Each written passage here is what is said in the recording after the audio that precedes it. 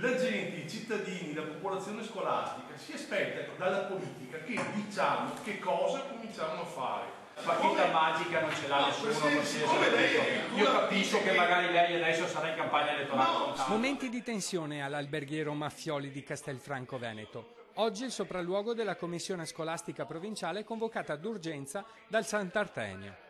Oggetto del contendere, con relativo rimpallo di responsabilità, la situazione in cui versano molte scuole della Castellana, ma in particolare il grado di fatiscenza della succursale di Via Riccati, dove già da molto tempo gli studenti e i docenti ne denunciano le carenze. Ma per la preside le soluzioni non possono attendere i tempi della politica. Anche perché, come ho già detto stamattina in commissione, io a giugno restituirò le chiavi di Palazzo Riccati, perché a mio avviso non è consone a quello che è l'ordinamento per quanto riguarda la sicurezza degli edifici. L'istituto Riccati cade a pezzi e la commissione ha toccato con mano la situazione di degrado. E poi, come vedrete quando gireremo per l'edificio, le vie di fuga sono inesistenti. Crepe ed infiltrazione in classi pollaio, frequentate in media da 25 studenti, ma non è finita. Pavimenti con inquietanti vibrazioni e zone inagibili con guano e piccioni morti. E come se non bastasse, ogni classe deve stare a casa un giorno a settimana perché non ci sono aule a sufficienza per tutti.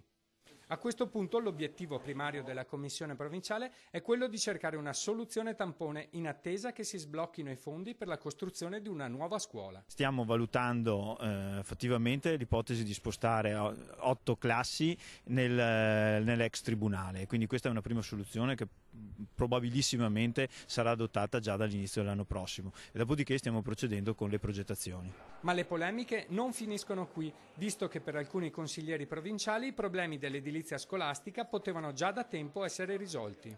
Una provincia di Treviso che negli ultimi 6-7 anni ha speso 82 milioni di euro per la nuova sede della provincia, con metà di quei soldi si sarebbero risolte tutte le situazioni critiche della provincia di Treviso.